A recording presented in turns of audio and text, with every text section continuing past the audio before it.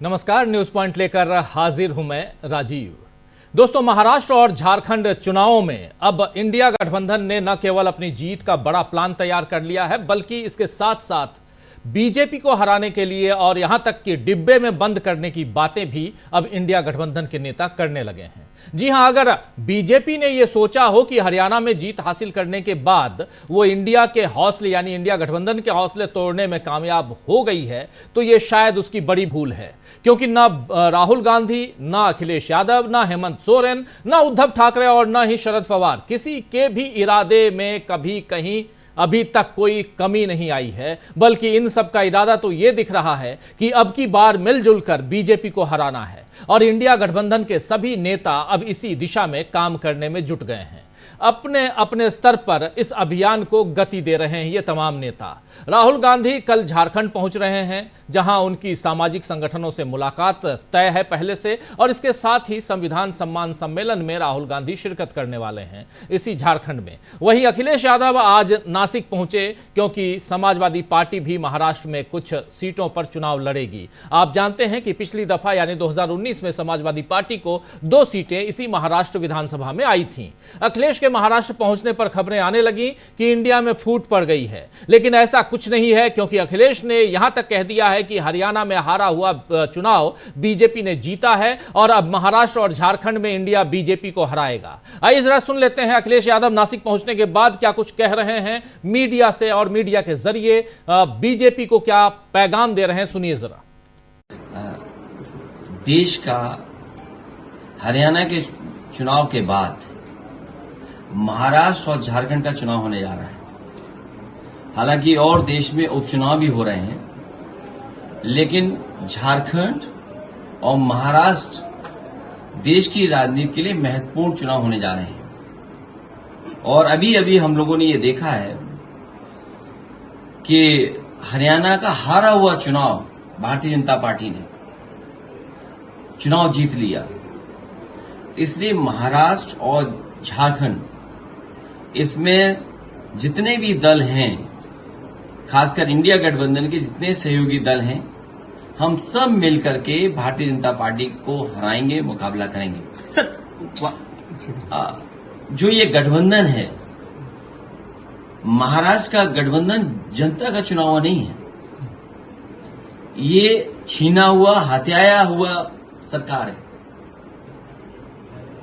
आज जो सरकार चल रही है महाराष्ट्र में, वो जनता की चुनी हुई सरकार नहीं है, ये हत्याई हुई सरकार बनाई है, खोखे से डरा करके, खोखों से भी, यहाँ की भाषा में मैं समझता हूं आप बेहतर समझते होंगे।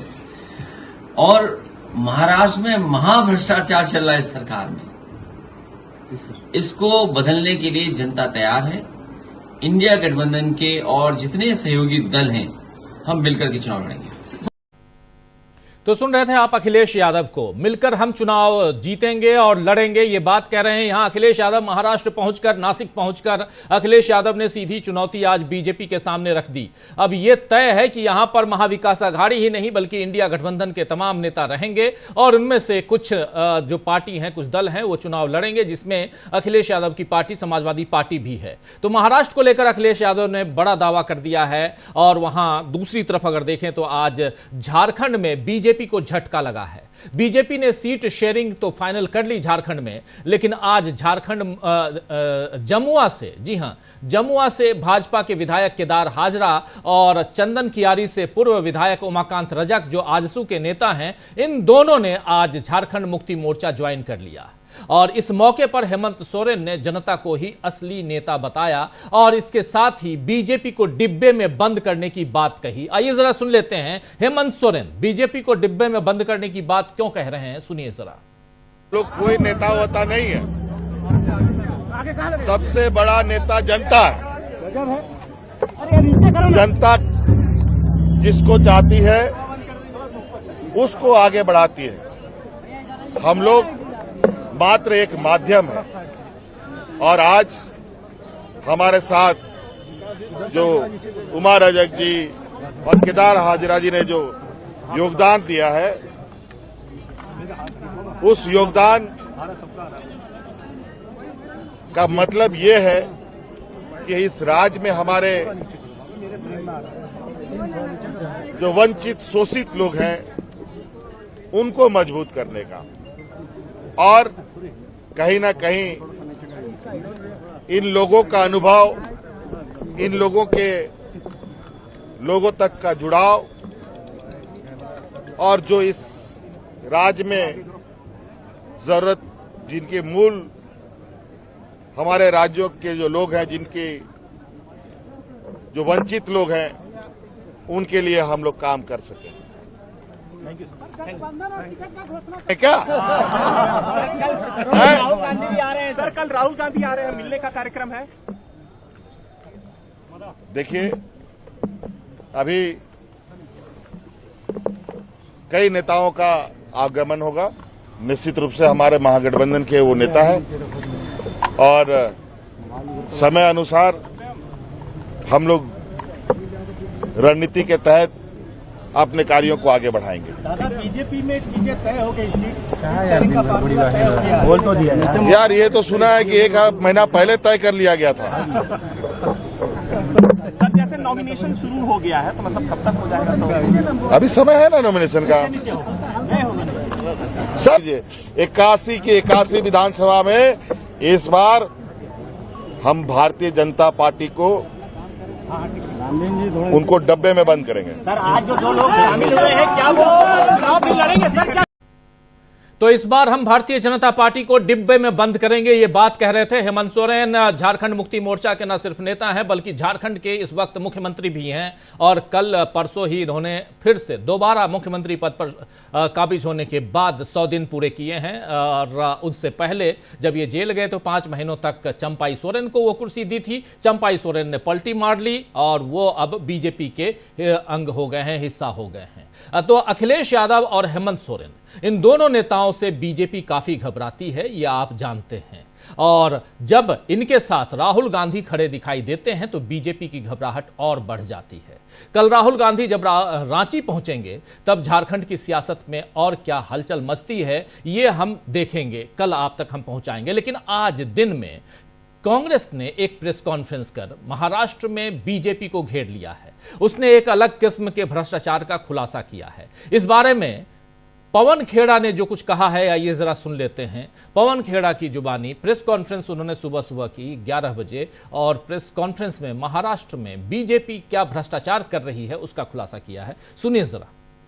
आप ये जो सामने आपको दिखाया जा रहा है, इसमें आपको एक और चौंकाने वाली बात मिलेगी कि जो प्रति किलोमीटर की लागत कंस्ट्रक्शन करने की बाकी राज्यों में या एनएचएआई ने जो प्रोजेक्ट्स आवंटित किए थे, उसमें प्रति किलोमीटर की लागत कितनी थी वो आपके सामने है। थोड़ा इसको दिख रहा है आपको क्लियरली?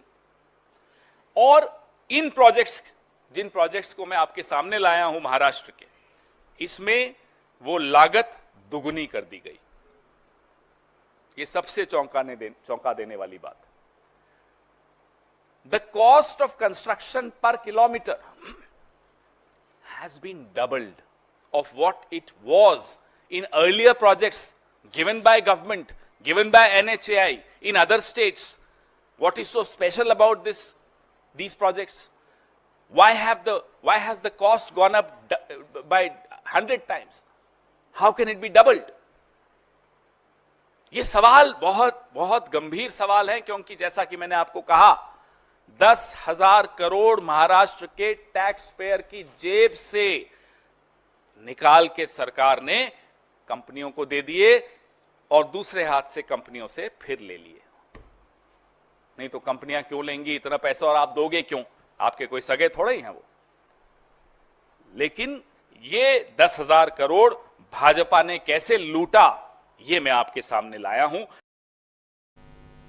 तो सुन रहे थे आप पवन खेड़ा को। पवन खेड़ा ने बताया है कि कंस्ट्रक्शन करने में जो प्रति किलोमीटर की लागत बाकी राज्यों और एनएचएआई ने आवंटित की थी, महाराष्ट्र में इस लागत को दोगुना कर दिया गया। 2 गुना महाराष्ट्र में खर्चा कर दिया, बताया गया।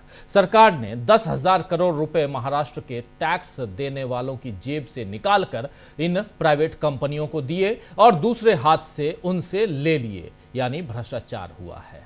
उन्होंने इसे बीजेपी की लूट बताया है। तो बीजेपी चुनाव से पहले भ्रष्टाचार के आरोपों में फंस रही है। वहीं उसका डर उत्तर प्रदेश में भी दिख रहा है। दोस्तों, उत्तर प्रदेश में क्या दिख रहा है? यह दिख रहा है कि उपचुनावों की तारीखों को बदलने की मांग अब बीजेपी की तरफ से उठ रही है। उत्तर प्रदेश में 10 उपचुनाव होने हैं 10 सीटों पे, जिसमें से एक सीट पर अभी तक घोषणा नहीं हुई। मिल्कीपुर सीट है ये, और उसके अलावा 9 सीटें जिस पर उपचुनाव की घोषणा हुई है उसकी तारीख 13 नवंबर मुकर्रर की गई है। यानी 13 नवंबर को उस दिन चुनाव होना है। जिस दिन उधर झारखंड में भी चुनाव है, वहीं उसी दिन इधर उत्तर प्रदेश में भी चुनाव होने हैं और वायनाड में भी चुनाव है। उसी दिन प्रियंका गांधी जहां से चुनाव लड़ रही हैं। लेकिन कल जो चुनाव आयोग को एक ज्ञापन सौंपा गया है, बीजेपी के प्रतिनिधिमंडल ने एक ज्ञापन सौंप कर कहा है कि 15 नवंबर को कार्तिक पूर्णिमा है और कुदरकी, मीरापुर और गाजियाबाद और प्रयागराज में लोग 3-4 दिन पहले इकट्ठे हो जाते हैं और ऐसे में चुनाव आयोग को कार्तिक पूर्णिमा को ध्यान में रखते हुए तारीखों में बदलाव करना चाहिए। 13 तारीख यानी 13 नवंबर की जगह 20 नवंबर को चुनाव कराने का पर विचार करना चाहिए चुनाव आयोग को। ये बात यहां कल कही गई है बीजेपी की तरफ से। तो जिस तरह हरियाणा में चुनाव की तारीखें बदलवाई गई थी, आप याद कीजिए 1 अक्टूबर को हरियाणा में चुनाव करवाना था पहले, लेकिन 1 की जगह 5 अक्टूबर को चुनाव करवाए गए। तो उसी तरह वही खेल अब उत्तर प्रदेश में बीजेपी कर रही है। मानो त्योहार केवल बीजेपी और राष्ट्रीय लोकदल के लिए है। कांग्रेस और समाजवादी पार्टी ने तो ऐसी कोई मांग की नहीं है, यानी उनकी तैयारी पुख्ता है और जीत का यकीन भी है। वहीं बीजेपी के लिए हार का डर उत्तर प्रदेश से लेकर महाराष्ट्र तक दिख रहा है। ऐसे में राहुल गांधी, अखिलेश यादव और हेमंत की पुकार, हुंकार, इससे क्या बीजेपी के छूटेंगे पसीने?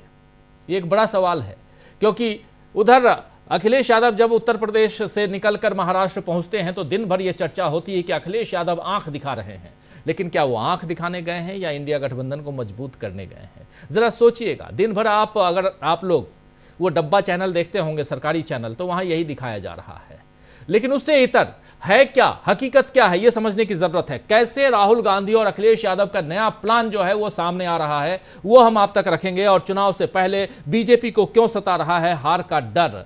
हरियाणा से बाहर निकलिए दोस्तों, हरियाणा से बाहर बहुत कुछ है हरियाणा में। और अखिलेश यादव भी कह रहे हैं जिस चुनाव को हारे हुए चुनाव को बीजेपी अगर जीत गई है तो इसका मतलब यह नहीं है कि वो हरियाणा के भी हारे हुए चुनाव को बीजेपी जीत जाएगी या झारखंड के हारे हुए चुनाव को भी बीजेपी जीत जाएगी। और कैसे डिब्बे में बंद करने की बात कर रहे हैं उधर हेमंत सोरेन। इस बीच आज राहुल गांधी जवाहर केंद्र में थे, जवाहर भवन गए हुए थे, वहां महिलाओं के ग्रुप से उन्होंने मुलाकात की है, उसकी चर्चा भी हम करेंगे। और तैयारियां राहुल गांधी के एक अलग तरह से हो रही हैं और इधर अखिलेश यादव की तैयारियां, हेमंत सोरेन की तैयारियां। और शरद पवार कह रहे हैं कि मैं बूढ़ा हो गया हूं लेकिन कमजोर नहीं, 90 साल की उम्र में भी इतनी मजबूती के साथ काम करूंगा, अभी तो 84 का हूं। तो ये बात उधर शरद पवार क्यों कह रहे हैं, ये सब समझेंगे। आइए जरा हमारे साथ कुछ वरिष्ठ साथी जुड़े हुए हैं, उन सबसे पहले आपका परिचय करवाता हूं और आगे बढ़ते हैं। जरा स्क्रीन पर देखिए, 4 हमारे वरिष्ठ साथी जुड़े हुए हैं। प्रशांत टंडन जी हैं, अमलेंदु उपाध्याय जी हैं, समीर आत्मज मिश्र जी हैं और प्रेम कुमार जी हैं। आप चारों का स्वागत है, इस्तकबाल है। स्वागत इस्तकबाल आप तमाम दोस्त साथी शुभचिंतक आप सबका, जो अब तक जुड़ चुके हैं और जो नहीं जुड़े हैं और जुड़ने वाले हैं उन सबका भी, या जो बाद में इस कार्यक्रम को देख रहे हैं उन सबका भी स्वागत करता हूं। तो सीधे आना चाहता हूं प्रेम कुमार जी आपके पास। झारखंड से और महाराष्ट्र तक अब बातें यही होंगी, लेकिन इन सब के बीच प्लानिंग तो बहुत। आज चंपाई सोरेन साहब भी दिल्ली पहुंचे हैं, जौहार दिल्ली लिख रहे थे और कुछ शेरो शायरी भी कर रहे थे। लेकिन चंपाई सोरेन कितनी चुनौती पेश कर पा रहे हैं या डब्बा में बंद करने की बात जो कर रहे हैं हेमंत सोरेन उनके सामने, और यहां आजसू के नेता और बीजेपी के नेता तो शामिल हो रहे हैं इधर झारखंड मुक्ति मोर्चा में। और उधर देखा जाए महाराष्ट्र में तो कमोबेश यही स्थिति दिखाई देती है। यहां की चिंता छोड़ अखिलेश यादव, यानी उत्तर प्रदेश की चिंता छोड़ अखिलेश यादव पहुंच जाते हैं महाराष्ट्र और वहां अपनी टीम को, अपनी पार्टी को मजबूत करने की कोशिश कर रहे हैं और अभी 2 दिनों तक वहीं रहेंगे। क्या ऐसे देखा जाए इस पूरे चुनाव की गतिविधियों को प्रेम कुमार जी? झारखंड में वास्तव में चुनाव की सरगर्मी बहुत जबरदस्त बढ़ी है और वो आप दिखा भी रहे हैं। बीजेपी का जो टिकट बंटवारा है वो तो बहुत पहले से सही में हेमंत सोरेन कर रहे थे, फाइनल तो ये लोग बहुत दिन से बोल रहे हैं, लेकिन फिर भी वो फाइनल हो करके दिखा नहीं है। इस बीच कांग्रेस और जेएमएम और दूसरी सहयोगी पार्टियों के बीच सीटों का बंटवारा हो गया है, लेकिन उसका भी नाम और ऐलान सब होना बाकी है। और पर एक जो इम्पोर्टेंट बात, आपने चंपाई सोरेन जी का नाम लिया, वो दिल्ली आए हुए हैं। चंपाई सोरेन बीजेपी में इकलौते आदिवासी नेता हैं जो कि अनुसूचित जनजाति यानी शेड्यूल्ड ट्राइब्स के लिए सुरक्षित सीट से चुनाव लड़ने जा रहे हैं और हिम्मत दिखा रहे हैं। इसके अलावा जितने भी बीजेपी के पूर्व मुख्यमंत्री हैं, जो ट्राइबल लीडर हैं, उनकी हिम्मत नहीं पड़ रही है कि शेड्यूल्ड ट्राइब के लिए जो रिजर्व सीटें हैं वहां से चुनाव लड़े। आप ये समझिए, अर्जुन मुंडा की हिम्मत नहीं हो रही है चुनाव लड़ने की। वो अपनी पत्नी बीरा मुंडा का नाम बढ़ा रहे हैं कि उनको टिकट दे दीजिए, वो चुनाव लड़ने के लिए, उनको डर लग रहा है चुनाव लड़ने का। बाबूलाल मरांडी खोज रहे हैं कि कोई ऐसी सीट सुरक्षित ना हो, जनरल सीट पे हमें टिकट दे दीजिए। जैसे बीजेपी का आम का जो उम्मीदवार लड़ेगा और जीतेगा, वैसे हम भी लड़ेंगे और जीतेंगे। हमें शेड्यूल्ड ट्राइब नहीं चाहिए सीट, सुरक्षित सीट पर लड़ने के लिए कोई बीजेपी का नेता तैयार नहीं है। ये आपको हम एकदम जमीनी खबर बता रहे हैं, पक्की बात बता रहे हैं। और अभी जब सूची नाम जब आएगा प्रत्याशियों का तो आपको दिखेगा। लेकिन ये बात कितनी महत्वपूर्ण है इसको समझिए कि आदिवासी इलाकों में बीजेपी के आदिवासी नेता चुनाव लड़ने से डर रहे हैं। ये सबसे बड़ी बात है। इसका मतलब यह है कि आदिवासियों का सेंटिमेंट पूरी तरीके से, बीजेपी ने जो हेमंत सोरेन पर अत्याचार किए, गलत तरीके से जेल भेजा, उसके खिलाफ है और हेमंत सोरेन के साथ है। ये उसका प्रमाण है, ये हमें बोलने की जरूरत नहीं है, बस हम तो मतलब निकाल रहे हैं। लेकिन बीजेपी के नेताओं में हिम्मत नहीं है, आदिवासी नेताओं की, कि वो आदिवासी के लिए सुरक्षित सीटों से चुनाव लड़ सके। ये वहां के हालात हैं। इसके अलावा आपने सरयू राय का हम लोग अक्सर जिक्र करते हैं। इस बार जेडीयू के टिकट से जमशेदपुर पश्चिम से वो चुनाव लड़ने जा रहे हैं, लेकिन उन्होंने जमशेदपुर पूरब से भी टिकट नॉमिनेशन फाइल करने का फैसला किया है। क्यों? क्योंकि उनका कहना है कि ऐसा हो सकता है कि रघुवर दास या उनका परिवार का कोई आदमी यहां जमशेदपुर पूरब से चुनाव लड़ने आ जाए। अगर आएगा तो हम चुनाव लड़ेंगे, रघुवर दास के किसी परिवार के सदस्य को हम ऐसे ही जीतने नहीं देंगे। ये गठबंधन के भीतर का हाल बता रहे हैं। जेडीयू जो लड़ेगा जमशेदपुर पश्चिम से, सरयू राय लड़ेंगे जिन्होंने हराया था रघुवर दास को, इस बार भी उनका जो है वो लड़ाई अंदर में चल रही है। तो जेडीयू के भीतर जबरदस्त घमासान है, नेता डर रहे हैं, जेडीयू नहीं पूरे एनडीए गठबंधन में नेता डर रहे हैं चुनाव मैदान में जाने से। ये हालात झारखंड के बने हुए हैं। दूसरी तरफ जेएमएम पूरे जोशो खरोश में है। कांग्रेस पार्टी पिछली बार की तुलना में 2 सीटें कम चुनाव लड़ने जा रही है, 31 की जगह 29 पर लड़ेगी। जेएमएम 43 पर चुनाव लड़ने जा रहा है। तो एक तरह से और सहमति है कि इधर ताकत बढ़ी है माले के आने के कारण। सीपीआई-एमएल और मार्क्सवादी समन्वय समिति के बीच में विलय हो गया, ये दोनों पार्टियां विलय कर गई और अब ये इंडिया गठबंधन के साथ हैं। इस कारण माले को अब 4 सीटें मिलेंगी और 4 सीटों पर वो चुनाव लड़ने जा रहा है। आरजेडी पहले 5 पर लड़ती थी, इस बार संभवतः 3 या 4 पर चुनाव लड़े, इस तरह की बात हुई है। यानी एक सेक्रीफाइस की भावना के साथ में इंडिया गठबंधन नए सिरे से रीस्ट्रक्चर होके चुनाव मैदान में आ रहा है। कांग्रेस अपनी सीटें सेक्रीफाइस कर रही है, आरजेडी कर रही है, नया माले साथ में आ रहा है। तो इंडिया गठबंधन की ताकत पहले से बेहतर हुई है झारखंड में और बीजेपी संघर्ष कर रही है कि अपने आप को कैसे, बिखरी हुई जो पार्टी है उसको कैसे हम संवारे, और इसके लिए वो चंपाई सोरेन का मुंह देख रही है।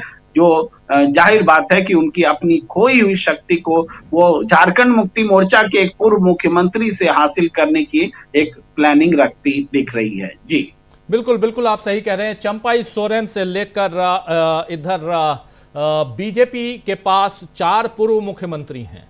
सबसे बड़ी चीज है प्रेम कुमार जी, 4 पूर्व मुख्यमंत्री, लेकिन उसके बाद भी बीजेपी को यहां कॉन्फिडेंस नहीं है झारखंड में कि क्या वो सत्ता पर काबिज हो पाएगी। एक बड़ा सवाल है और यहीं से एक डर इसलिए भी सता रहा है क्योंकि ये दोनों चुनाव झारखंड के चुनाव नहीं हैं।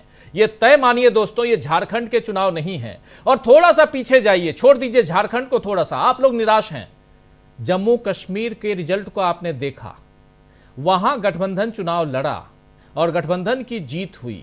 हरियाणा में गठबंधन नहीं था और यहां अब इन दोनों ही राज्यों में गठबंधन है, इंडिया गठबंधन है, इसलिए यहां बीजेपी ज्यादा परेशान दिखाई देती है। और यहीं से झारखंड हो या महाराष्ट्र हो, यहां के नतीजे आप दूसरा देखेंगे, वो नतीजे जो अभी अखिलेश यादव कह रहे थे ना कि हारी हुई जो बीजेपी थी हरियाणा में वो जीत कर आ गई, लेकिन हम यहां वो होने नहीं देंगे महाराष्ट्र में और न ही इधर झारखंड में। और कमोबेश वही स्थिति दिखाई दे रही है इधर उपचुनावों में भी, खासकर उत्तर प्रदेश के।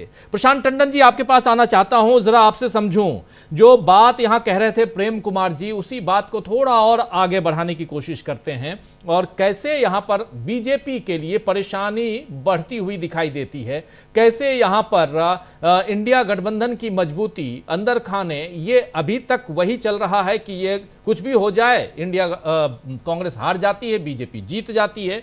लेकिन क्या इसी फॉर्मूले को आगे आप देखते हैं या यहां पर उस कुछ भी हो जाए और जीतेगा तो मोदी ही आएगा तो मोदी ही वाला जो है उस पर फुल स्टॉप दिखाई देता है? क्या है प्रशांत जी? देखिए, भारत के अलग अलग राज्यों के अलग अलग समीकरण हैं। हरियाणा में कुछ और समीकरण थे, महाराष्ट्र में आप जाएंगे तो अलग समीकरण होंगे। जैसे शिवाजी की मूर्ति के गिरने का कोई असर हरियाणा के चुनाव में नहीं हुआ, महाराष्ट्र में होगा। तो अलग अलग मुद्दे वहां पे काम आएंगे। इंडिया गठबंधन के पास एक एडवांटेज है, और मैं इसलिए नहीं कह रहा हूं कि वो घर बैठ जाए, वहां से उनकी रेस स्टार्ट मजबूत, उनका स्टार्टिंग पॉइंट मजबूत है थोड़ा, कि उनको लोकसभा की परफॉर्मेंस को विधानसभा में रिपीट करना है। 48 में से 32 सीटें लोकसभा में इंडिया गठबंधन की आई थी। इसी के जो असेंबली सेगमेंट्स हैं वहां उनको रिपीट करना है, इंडिया गठबंधन को एकजुट रखना है।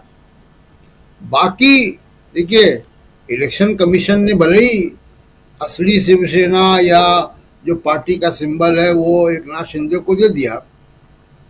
एकनाथ शिंदे मुख्यमंत्री हैं और मुख्यमंत्री का अपना एक ऑरा होता है, उसकी ब्यूरोक्रेसी है, वो कहीं जाएगा तो हेलीकॉप्टर है, काफिला दिखता है। लेकिन उनका जनाधार थाने के बाहर भी कितना है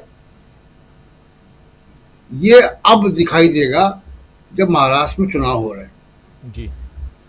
और जो मेरा फीडबैक है महाराष्ट्र से वो ये कि ओवर डिपेंडेंस है सरकारी योजनाओं पे, सत्ता पक्ष बीजेपी सत्ता पक्ष या जी ओवर डिपेंडेंस है सरकारी योजनाओं पे, लाडला भाई इस तरीके की योजनाओं पे ओवर डिपेंडेंस है, जिसका कोई बहुत प्रामाणिक वो नहीं है कि चुनाव में ये कन्वर्ट हो जाता है। तो एक तो ओवर डिपेंडेंस है, दूसरा कि जो करप्शन की बात आपने की, हम मुंबई पिछले कई बार गए और जो वहाँ पे लोगों से बात हुई, करप्शन का इशू मुंबई में वैसे ही है जैसा कि मुंबई की कर्नाटक सरकार में था। यानी विपक्ष को तमाम मुद्दे हैं वहाँ पे, शिवाजी का मुद्दा है, वहाँ पे किसानों के मुद्दे हैं, वहाँ पे बेरोजगारी का मुद्दा है, लेकिन उन तमाम मुद्दों के साथ दो एक मुद्दे और बहुत बड़े हैं महाराष्ट्र में जो हमको दिखाई देंगे। एक, महाराष्ट्र के तमाम प्रोजेक्ट जो गुजरात ले जाए गए, ये जो गुजराती बनाम मराठी है, ये एक अंडर करंट वहां पे देखी जा रही है। शिवाजी का मामला है, ये कमोबेश वही कर्नाटक वाली हालत है। जी जी जी। तो ये मैं आपको सड़क पे चलते हुए व्यक्ति की बात बता रहा हूँ, लोकसभा में जो हम लोगों ने बात की थी और उसके बाद भी मैं गया हूँ। तो करप्शन एक बड़ा इशू है वहाँ पे, और इंडिया गठबंधन के साथ एक अच्छी बात यह कि कमोबेश वो वहाँ पे यूनिटी के साथ, और आइडियोलॉजिकल यूनिटी है, वैचारिक एकता है, वो एनडीए में कम दिखाई दे रही है। जैसे मान लीजिए अजीत पवार, क्या अजीत पवार बीजेपी की नीतियों से सहमत हैं? खुलेआम बोलते हैं कि मैं सेकुलर हूँ, मेरी सेकुलर नीतियां रहेंगी। सीटों के बंटवारे को लेके वहाँ बहुत पेच हैं इंडिया एनडीए गठबंधन के अंदर, बीजेपी गठबंधन के अंदर, महायुति जिसको कह रहे हैं। और सबसे बड़ा जो फैक्टर है कि शिंदे जी को जब तक ये मुतमईन न किया जाए, उनको ये आश्वस्त न किया जाए कि चुनाव परिणाम के बाद जो भी सरकार अगर बनती है तो मुख्यमंत्री आप ही बनेंगे, देवेंद्र फडणवीस नहीं होंगे, तो फिर वहां पे ये सब चीजें जो अंडर करंट है वो रहेंगी। तो एक तो ये कि महाराष्ट्र में एक एडवांटेज के साथ इंडिया गठबंधन जा रहा है, और वो एडवांटेज उनको लोकसभा में दिखाई दिया था। और अगर आप हिस्टोरिक डेटा देखेंगे पिछले कई 10-20 चुनाव का, तो आपको दिखाई देगा कि विधानसभा में बीजेपी का वोट परसेंटेज लोकसभा के मुकाबले गिरता है जी, क्योंकि बीजेपी नेशनल इश्यूज को, हिंदू मुसलमान या इस तरीके के इश्यूज को लेके जाती है। यही हाल झारखंड में है। झारखंड में चंपई सोरेन को लेके क्यों इतना उतावले थे बीजेपी के लोग? क्योंकि 28 सीटें हैं, 81 में से 28 सीटें हैं जो शेड्यूल्ड ट्राइब रिजर्व हैं। 28 में से 26 इंडिया गठबंधन के पास है।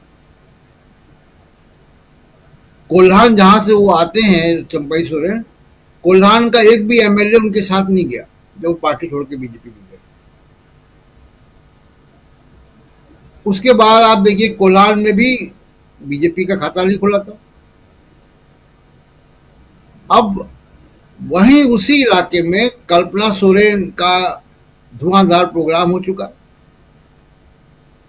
हेमंत सोरेन कोल्हान रीजन को खुद देख रहे हैं। तो झारखंड भी एक मुश्किल पहेली है बीजेपी के लिए, और मुश्किल मैं कहूँगा क्योंकि वो वहाँ पे नकारात्मक राजनीति को लेकर जा रहे हैं। ऐसी चीज़ें जो खुद, और ये एक ऐसी टैक्टिस कि अपने किसी आरएसएस कार्यकर्ता से पीआईएल करवा दो, फिर उसमें एफिडेविट डलवाओ। उस एफिडेविट में गृह मंत्रालय ये कह रहा है कि आदिवासियों की संख्या बढ़ने घटने का कारण घुसपैठ नहीं है बांग्लादेश से, लेकिन प्रधानमंत्री मोदी वहां जाकर कुछ और बात कह रहे हैं। इन नकारात्मक बातों का असर वहां पे मुझे लगता नहीं कि बहुत होगा, क्योंकि आदिवासी समाज में जागरूकता है, राजनीतिक चेतना है। और उसका अगर आपको याद हो राजीव जी, जब हेमंत सोरेन जेल गए तो लगभग पूरे झारखंड में युवाओं का एक आंदोलन चला गया, सड़कों पे लोग आए। बड़े लंबे समय के बाद ऐसा देखने को मिला झारखंड में जी।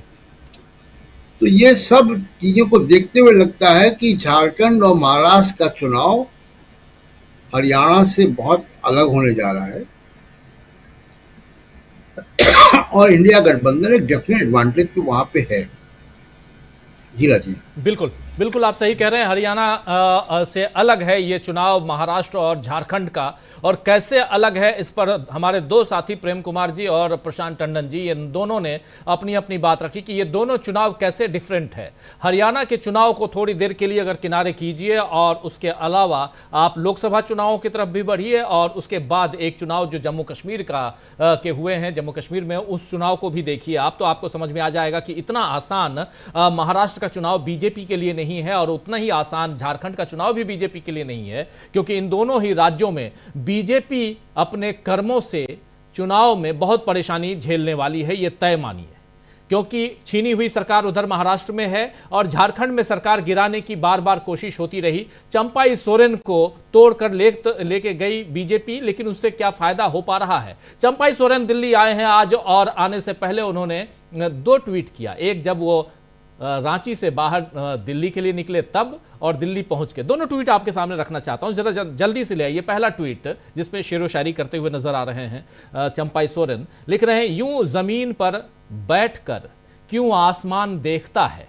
यूं जमीन पर बैठकर क्यों आसमान देखता है, पंखों को खोल जमाना सिर्फ उड़ान देखता है, जोहार। ये लिख रहे हैं चंपाई सोरेन। बहुत खूब लिखा है इन्होंने, पंखों को खोल जमाना सिर्फ उड़ान देखता है। यहां से निकलते हैं चंपाई सोरेन, दिल्ली आते हैं, और लेकिन चंपाई सोरेन क्या ये अपने लिए लिख रहे हैं? और अपने लिए लिख रहे हैं तो क्यों लिख रहे हैं ये समझना होगा। जोहार दिल्ली, ये एयरपोर्ट से बाहर निकलते ही ये लिख रहे हैं चंपाई सोरेन। ये फोटो देख लीजिए, क्या ये राजनीति यहीं तक है, सिमट के रह गई है चंपाई सोरेन की? क्या चंपाई सोरेन को अभी, जैसे प्रेम कुमार जी बता रहे थे, अब यहां से उनके लिए थोड़ी सी परिस्थितियां बदलती हुई दिखाई देती हैं? ये है झारखंड। झारखंड का जो एक एग्जाम्पल आपके सामने चंपाई सोरेन के रूप में रखना चाह रहा था, और उसमें भी बीजेपी जो कुछ करने जा रही है। बहुत मजेदार चुनाव है दोस्तों। बीच में दिवाली है, पूर्वांचल में छठ का त्यौहार होता है, भाई दूज, बहुत सारे त्यौहार का समय भी होगा, और इन सब के बीच एक त्यौहार कार्तिक पूर्णिमा का भी होगा। अब उसको भी हम थोड़ा मेंशन ले रहे हैं, कॉग्निजेंस में ले रहे हैं, क्योंकि उसके कारण अब बीजेपी को बहुत परेशानी है, क्योंकि 13 तारीख को, अब 15 तारीख को, समीरात्मज मिश्र जी, 15 तारीख को कार्तिक पूर्णिमा है, 13 तारीख को चुनाव आयोग चुनाव करवा रहा है। कल ही प्रशांत जी बता रहे थे कि चुनाव आयोग ने पहले भी बताया था कि हम सारे आंकड़े, सब कुछ, कब छुट्टी, कब त्योहार, पर्व त्योहार, सब कुछ देखकर, सामने रख करके हम प्लान तैयार करते हैं कि चुनाव कब करवाना है। उसके बाद जब भी चुनाव, 2 बार से यह देखा जा रहा है कि चुनाव की घोषणा होने के बाद बीजेपी एक अर्जी दे देती है कि ये डेट हमको पसंद नहीं है क्योंकि त्योहार है। 5 दिन आगे बढ़ा के क्या कर लेंगे? 5 दिन आगे बढ़ा के उत्तर प्रदेश की 10 सीटें जीत जाएं। हालांकि अभी 9 सीटों पे ही इतनी हिम्मत नहीं हो रही है कि मिल्कीपुर में भी चुनाव करवा दें, लेकिन 9 सीटों पे चुनाव करवा रहे हैं, और इन 9 सीटों के लिए आपको 5 दिन और चाहिए, 5 नहीं 7 दिन और चाहिए। आखिर क्या कारण है समीर जी? जरा यहीं से ये जो डर है बीजेपी के अंदर, उस पर बात होनी चाहिए। और इस डर में क्या जम्मू कश्मीर भी शामिल है? जम्मू कश्मीर का रिजल्ट शामिल है? क्या लोकसभा चुनावों के रिजल्ट शामिल हैं? देखिए, चुनाव, उसमें भी जो हरियाणा का रिजल्ट आया उसके बाद एक तरफा, चाहे वो सोशल मीडिया हो, चाहे वो सरकारी मीडिया हो, सब ने ऐसा गुणगान शुरू कर दिया कि बस अब अजेय हो गए हैं नरेंद्र मोदी, और इनको जीतना और इनको हराना बहुत मुश्किल है। यही चलता रहा। लेकिन क्या यही है? इतनी दुनिया है। अगर चंपाई सोरेन जो लिख रहे हैं, पंखों को खोल जमाना सिर्फ उड़ान देखता है, तो ये क्या यहाँ इंडिया गठबंधन वाले अपने पंखों को खोल के उड़ान नहीं देखेंगे? वो भी तो दिखाई दे रहा है। तब तो यहाँ अखिलेश यादव यहां से पहुंच गए, वहां नासिक पहुंच गए 2 दिन के लिए, वो भी अपने पंख को खोल के। समीर जी, राजीव जी, एक जो बात बीजेपी वाले उपचुनाव में तारीखें बढ़ाने की बात कर रहे हैं, और चुनाव आयोग पहले ही सारा जो छुट्टियों का शेड्यूल है, क्या है त्योहार, और इतना बड़ा त्योहार, महत्वपूर्ण जो त्योहार होते हैं उनका संज्ञान वो लेकर ही करता है। लेकिन जैसा विपक्ष के नेता ये लगातार आरोप लगा रहे हैं, और झारखंड के नेताओं ने भी लगाया, महाराष्ट्र के नेताओं ने भी, कि चुनाव आयोग बीजेपी के नेताओं से पूछकर प्रेस कॉन्फ्रेंस करता है, शेड्यूल जारी करता है, अपनी प्लानिंग वो पहले से बता देता है, इस तरह के आरोप लगाए।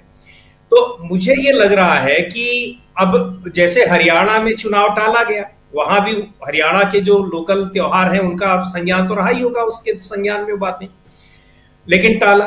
और उत्तर प्रदेश में भी अब मांग हो रही है, टलता है नहीं टलता है देखने वाली बात होगी, लेकिन अगर टल ही जाता है तो जो आरोप चुनाव आयोग के ऊपर लग रहे हैं कि बीजेपी के लोगों से कंसल्ट करके सारी चीजें तय होती हैं, तो चुनाव आयोग ये करता दिख भी रहा है और चाहता है कि दूसरे लोग भी उस चीज को देखें, यानी वो दिखाना भी चाहता है कि हाँ हम बीजेपी के हिसाब से ही तारीखें तय करते हैं, और नहीं हो पाती है तो उसको हम बदल देते हैं उनके हिसाब से, जो उनकी चाहत होती है। तो ये चीज वो दिखा रहे हैं। दूसरी बात ये कि अब ये 4 दिन 5 दिन अगर वो टाल लेते हैं चुनाव, तो उससे कौन सा मोमेंटम बन जाएगा चुनाव में। इतने दिन बाद तो वैसे ही हो रहे हैं चुनाव, लगभग एक आध महीने और बीता तो 6 महीने हो ही जाते, यानी जब मजबूरी है तभी कराए जा रहे हैं। उसके पहले पूरा टाइम दिया गया है कि आप जितनी तैयारी करनी हो कर लीजिए, और उसमें भी एक सीट पर चुनाव नहीं ही कराए जा रहे हैं, मिल्कीपुर, जो सबसे बड़ा मैसेज देने वाली थी। क्योंकि फैजाबाद की सीट जब जीते हैं, जहां अयोध्या शहर जहां पे आता है, अयोध्या कस्बा और अयोध्या जिला, वही की मिल्कीपुर सीट भी है, तो इसने एक पूरा लोकसभा चुनाव में सबसे ज्यादा जिस सीट की चर्चा हुई वो फैजाबाद है, उसी में अब मिल्कीपुर आ रही है। अब कहीं दुविधा ये है कि कहीं अगर उसको भी हार गए, चूंकि वो समाजवादी पार्टी के पास ही थी, जो अवधेश प्रसाद जो जीतकर अब सांसद बने हैं वो मिल्कीपुर के ही विधायक हैं, वो थे वहीं से। तो भारतीय जनता पार्टी को इस बात का डर तो है ही, तो अब उसमें एक बहाना लगाकर चुनाव रोक दिया गया कि उस पर एक याचिका लगी हुई है उस पर। लेकिन सबसे बड़ी बात यह है कि जो एक चीज आप और होंगे कि लगातार जिस दिन रिजल्ट आए हैं हरियाणा और जम्मू कश्मीर के, उसके अगले दिन संयोगवश वो समाजवादी पार्टी की 6 सीटों पर उन्होंने अपने उम्मीदवार घोषित कर दिए। इस बात की जानकारी पार्टी ने पहले से ही दे रखी थी कि वो नवरात्र में अपनी लिस्ट जारी करेंगे। उसमें भी 10 सीट है, लेकिन 4 छोड़ रखी थी, यानी गुंजाइश थी कि गठबंधन के सहयोगियों को सीट देंगे। और अब 2 सीटें कांग्रेस पार्टी को दी भी गई है, खैर की अलीगढ़ में और गाजियाबाद की। लेकिन उस दिन भी ये सोशल मीडिया ही नहीं, जिसको जो तमाम चैनलों की जिनका आप जिक्र कर रहे थे, लगातार ये खबरें, उस पर डिस्कशन की टूट गया गठबंधन, इंडिया गठबंधन फ्लॉप हो गया, इंडिया गठबंधन अब उत्तर प्रदेश में, ये वो सारी चीजें मध्य प्रदेश और उन जगहों से जोड़ने लगे। ये अलग बात है कि जिस तरह से अखिलेश यादव लगातार गठबंधन को लेकर एक मजबूती के साथ उसको दिखा रहे हैं, चाहे वो जम्मू कश्मीर जाना हो, चाहे महाराष्ट्र में बात करनी हो, या फिर लोकसभा चुनाव में सबने देखा। और दूसरी ओर ये कोई लोग कह रहे हैं कि फूलपुर मांग रही है और मिर्जापुर की मझवा सीट मांग रही है, कई सीटें कांग्रेस की।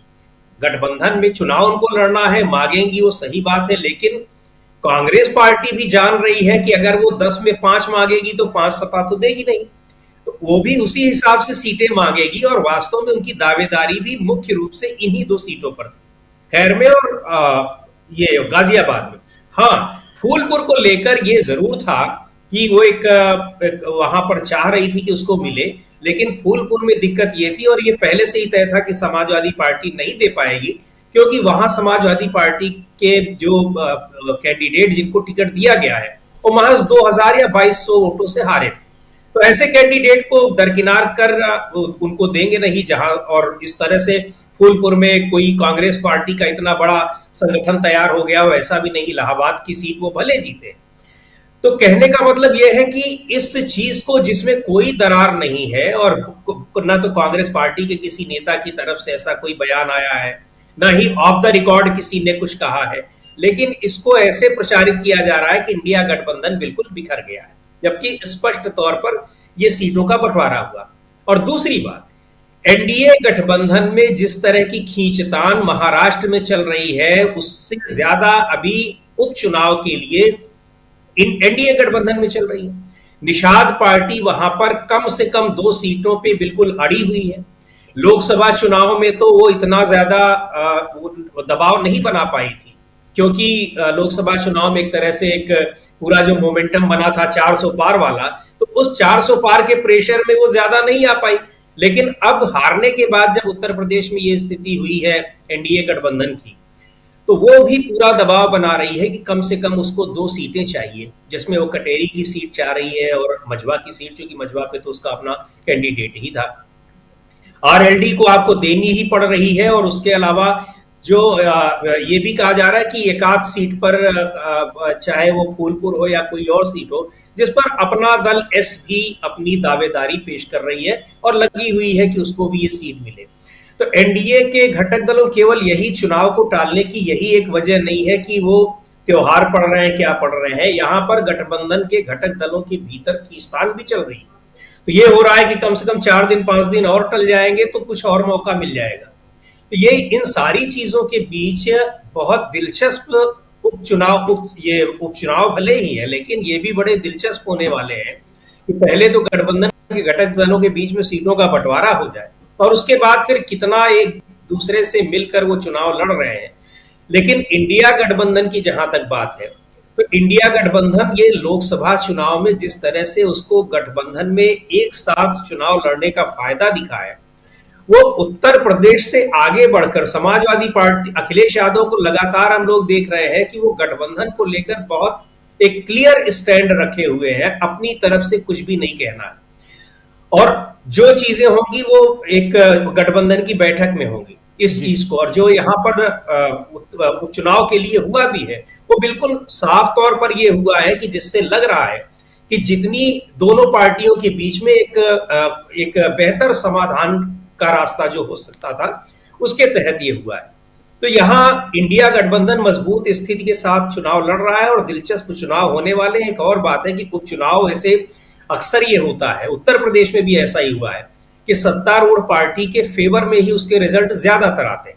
हालांकि इसमें जिन सीटों पर है ये ज्यादातर सीटें समाजवादी पार्टी के पास है, 5 सीटें, लेकिन भारतीय जनता पार्टी के मामले में इसका ये थोड़ा सा अलग है। यहाँ वो सत्तारूढ़ जब रहती है तो उपचुनाव के नतीजे अक्सर उसके अगेंस्ट में आते हैं, तो एक ये दबाव भी उसके ऊपर है। उसको कैसे मैनेज कर रही है, कहा जा रहा है कि रामपुर में जो उपचुनाव लड़ा गया था उस पैटर्न पर लड़ने की तैयारी है, कैसे है तो देखने वाली बात होगी। अभी तो टिकट भी बंटने हैं, टिकट कैसे बंटवारा होता है, लेकिन उपचुनाव है बहुत दिलचस्प होने जा रहे हैं। लोकसभा चुनाव की ही तरह से यहाँ जो चुनाव के नतीजे होंगे उसका दिखाई पड़ेगा, असर दिखाई पड़ेगा या कुछ अलग दिखाई पड़ेगा। ये बहुत इंटरेस्टिंग चीजें होंगी, बहुत इंटरेस्टिंग चुनाव होने जा रहा है। जी बिल्कुल बिल्कुल, बहुत इंटरेस्टिंग चुनाव और उसमें भी उत्तर प्रदेश का उपचुनाव जो है ये भी इंटरेस्टिंग है, ये भी मजेदार है। जैसे मजेदार आपको महाराष्ट्र और उधर झारखंड के चुनाव होंगे और इन सब के बीच उपचुनावों की भी बारी है। हमारे साथ धनंजय जी भी जुड़े हुए हैं। धनंजय जी आपका स्वागत करता हूं इस कार्यक्रम में और अमलेंदु उपाध्याय जी आपके पास आना चाहता हूं। अमलेंदु जी, कैसे देखा जाए और सबसे बड़ी चीज जो हम लोग चर्चा कर रहे हैं इसमें ये चुनाव हरियाणा के चुनाव से अलग कैसे है, ये जानना यहाँ जरूरी है और उन तमाम साथियों के लिए जरूरी है ज्यादा जानना जो निराश हैं हरियाणा के रिजल्ट से। अमलेंदु जी। राजीव जी, ये चुनाव हरियाणा से कई मायनों में अलग है, दोनों ही राज्यों के, चाहे वो झारखंड हो और चाहे महाराष्ट्र हो, दोनों के चुनाव हरियाणा से काफी ज्यादा अलग है। एक तो ये कि हरियाणा में जैसा कि आपने भी कहा कि भाई उस समय हरियाणा में इंडिया गठबंधन चुनाव नहीं लड़ा था, कांग्रेस लड़ रही थी, बाकी दल अलग अलग लड़ रहे थे। झारखंड और महाराष्ट्र दोनों जगह इंडिया गठबंधन चुनाव लड़ रहा है, मजबूती के साथ लड़ रहा है और किसी भी तरीके की कोई क्रैक्स जो है वो इंडिया गठबंधन में दिखाई नहीं पड़ रहे हैं। एनडीए में दोनों राज्यों में क्रैक्स दिखाई पड़ रहे हैं, चाहे वो महाराष्ट्र हो चाहे झारखंड हो। अब अगर चंपई सोरेन साहब चलते हैं झारखंड से और दिल्ली आते हैं और अपने पंख तोड़ना चाहते हैं, तो पंख तोड़ने की जरूरत क्यों पड़ रही है चंपई सोरेन साहब को? तो ये साफ तौर पर समझा जा सकता है कि जब पंख तोड़ने की नौबत बीजेपी में आ रही है राजीव जी, तो क्या चल रहा होगा? पंख क्यों तोड़े जा रहे हैं या पंख किसी के कुतरे जा रहे हैं? तो जिसके पंख कुतरे जा रहे हैं क्या वो पंख तोड़ रहा है अपने? इस तरह की बातें भी हो सकती हैं। इसी तरीके से महाराष्ट्र जो है राजीव जी, वहां भी इंडिया गठबंधन बहुत मजबूत है और सबसे बड़ी बात यह है कि 3 दल है और तीनों के पास मजबूत नेतृत्व है। तीनों दलों के पास मजबूत नेतृत्व है। बीजेपी के साथ जो बाकी 2 दल हैं वो दल में वो एक तरह से कहा जाए कि वो किराए के दल हैं, अपने नहीं है उनका कुछ नहीं। एकनाथ शिंदे उद्धव ठाकरे से विद्रोह करके आए हुए हैं, अजीत पवार शरद पवार से विद्रोह करके आए हुए हैं, तो इनका अपना कोई अस्तित्व नहीं है। इनके पास जो भी कुछ है वो लेकर के आए हैं शिवसेना से या फिर एनसीपी से, शरद पवार से लेकर आए हैं, उनका अपना कुछ नहीं है जी। जबकि इंडिया गठबंधन में जो दल है उनके पास सबके पास अपना जनाधार है, अपना उनके पास नेता है और उन्हें किसी किराए के नेता की या किसी गुजराती जोड़ी की कोई आवश्यकता किसी को नहीं है। तो इसलिए बहुत ज्यादा अंतर मुझे लगता है कि महाराष्ट्र झारखंड के चुनाव जो है वो हरियाणा से बहुत अलग है और यहाँ भारतीय जनता पार्टी को ना कुछ चने चबाने पड़ेंगे, महाराष्ट्र में तो खासतौर से जिस तरीके से गुजरात मामला जो बनता जा रहा है राजीव जी, आप देखिए लगातार जो प्रहार हो रहे हैं। आज भी पवन खेड़ा ने जो प्रेस कॉन्फ्रेंस की, हालांकि उन्होंने उस कंपनी का नाम नहीं लिया, लेकिन कंपनी का समझा जा सकता है कि किस तरीके से गुजरात को फायदा पहुंचाया गया। और अब तो सीधे सीधे ये कहा गया कि मोदी शाह की बी कंपनी जो है वो लूट रही है। तो ये लूट जो है वो मोदी शाह की बी कंपनी यानी गुजरात लूट रहा है, ये जो माहौल बन रहा है ये बीजेपी के लिए बहुत खतरनाक साबित होने वाला है। बिल्कुल बिल्कुल। धनंजय जी, कैसे डिफरेंट है आप महाराष्ट्र में बैठे हैं, हरियाणा के चुनाव को आपने देखा, हरियाणा से कितना अलग है ये महाराष्ट्र का चुनाव?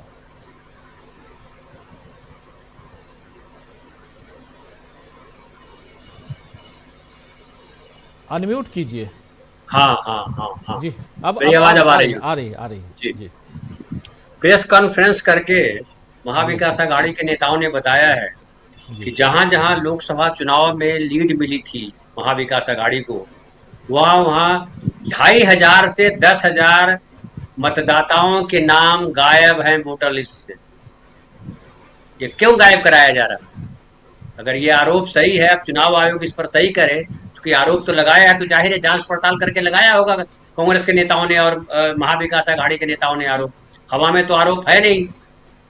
तो वो अगर 2,500 से 10,000 वोटर गायब कर देंगे, फिर हरियाणा वाली घटना जो है उससे, अभी देखिए एलन मस्क ने कहा, कई बार इस पर चर्चा हो चुकी, सब लोग चर्चा कर रहे हैं, आम आदमी भी कह रहे हैं कि भाई हैक तो हो सकता है। चुनाव आयोग मानने को तैयार नहीं है, बाकी सब मान रहा है। चुनाव आयोग इसलिए नहीं मान रहा है कि बीजेपी नहीं मान रही है। अब वोटर लिस्ट से नाम गायब हुए, ये हर चुनाव में आप गौर कीजिएगा, जहां भी बूथ पे जाइएगा वहां 150, 200 लोग कहते नजर आते हैं, मेरा नाम ही गायब है, मेरा नाम ही गायब है। अरे नाम गायब कैसे हो जाता है भाई? मेरा नाम है, मैं जाकर के एप्लीकेशन दूं कि मैं यहाँ से दूसरी जगह चला गया हूं, तब समझ में आता है। किसी के मृत्यु की बात हो कि वो अब नहीं जिंदा है, तो मृत्यु का सर्टिफिकेट लीजिए, उसके बाद नाम गायब कीजिए। नाम किस आधार पे गायब होता है? लेकिन चुनाव आयोग कहेगा, क्या जवाब देगा इसका? तो ये जो हथकंडे अपना रही है बीजेपी, वो क्यों अपना रही है? अभी देखिए, उसके अलावा देखिए आरक्षण का मसला बड़ा गहरा है। यहाँ कहा जा रहा है कि यहाँ भी जो है माइक्रो मैनेजमेंट किया जा रहा है। ये सब बेसिकली फालतू किस्म के फैलाए जाते हैं ताकि गड़बड़ी करने में सुविधा हो। ये देखिएगा, एकदम मीडिया जो है गटर मीडिया है, लगातार इस पर चर्चा करेगा। आरएसएस माइक्रो मैनेजमेंट कर रहा। अरे आरएसएस क्या माइक्रो मैनेजमेंट करेगा? आप बताइए। मैं अपने जिस इलाके में रहता हूँ वहां अगर 50 कार्यकर्ता आरएसएस के हैं, बीजेपी के 200 कार्यकर्ता हैं, तो ये 2 लाख आबादी को कैसे क्या करेंगे? हमारे पास तो आज तक कोई नहीं आया। तो ये मीडिया में जिस तरह से दुष्प्रचार करते हैं, जिस तरह से अपने बारे में बड़ी बड़ी बातें करवाते हैं, और हरियाणा जैसी यहाँ स्थिति ये नहीं है कि जैसे हरियाणा में कहा गया ये जाट वर्सेस नॉन जाट। हालांकि यहाँ भी कोशिश हुई, मराठा वर्सेस ओबीसी करने की कोशिश हुई है। आप गौर कीजिए, अगर मैं थोड़ा सा विस्तार दूं, कि मराठा के 2 नेता इनके बड़े नामचीन आज की तारीख में, एक अजीत पवार और एक शिंदे साहब के नेतृत्व में चुनाव क्यों लड़ रहे हैं? इसलिए नहीं कि शिंदे साहब अचानक बड़े नेता हो गए और उनके नाम पर अब मोदी जी के नाम पर वोट नहीं मिल रहा है, अब अमित शाह के नाम पर वोट नहीं मिल रहा है, या फडणवीस के नाम पर वोट नहीं मिल रहा है, शिंदे जी के नाम पर वोट मिल रहा है। ऐसा नहीं है। मराठा वोट कैसे कटे? क्योंकि शरद पवार एक ताकतवर नेता के तौर पर रहे, और शरद पवार जाने जाते हैं समावेशी राजनीति के। जब चुनाव प्रचार होगा तो और बातें खुल के आएगी। लेकिन ये जो है शिवसेना को तोड़ करके, एनसीपी को तोड़ करके क्या करने की कोशिश की? हिंदू वोटों का बंटवारा, मराठी वोटों का बंटवारा, मराठा वोटों का बंटवारा। अब ओबीसी में देखिए, अभी हरियाणा में लागू कर दिया ना इन्होंने, ये कोटा विद इन कोटा, वो यहां भी करेंगे। रोहिणी कमीशन इन्होंने बनाया इसीलिए 2017 में, ताकि दलितों में, ओबीसी में, आदिवासियों में फूट डाला जा सके। अब फूट डाली जा चुकी है। बिहार का वो की घटना याद कीजिए कि बिहार में 50 मुसहरों के घर जो है पासवानों ने जला दिए थे नवादा में।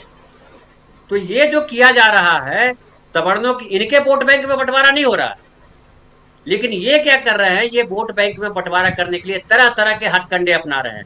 अभी मैं एक रिपोर्ट देख रहा था कि पिछले 5 साल के यूपीएससी के एग्जाम के जो रिजल्ट आए हैं उसमें कहीं भी जो रिजर्वेशन का कोटा है उसका पालन नहीं हुआ। लेटरल एंट्री के तौर पे आप देख रहे हैं, तो आरक्षण के नाम पर भी ये घोटाला कर रहे हैं। उत्तर प्रदेश में उदाहरण है, पूरे देश में उदाहरण है।